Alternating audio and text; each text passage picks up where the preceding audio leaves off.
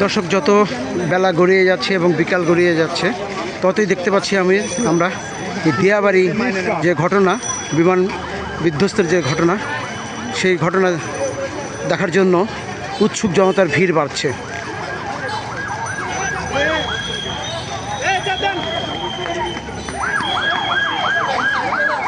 একদিকে যেমন উৎসুক জনতার ভিড়, অন্যদিকে যারা আহত ছিল আহতদেরকে নিয়ে সেবা শুশ্রূষা করার জন্য অ্যাম্বুলেন্সের ছুটাছুটি দৌড়াদৌড়ি। ঘটনাস্থল থেকে যাচ্ছে হাসপাতালে, উত্তরার বিভিন্ন হাসপাতালে।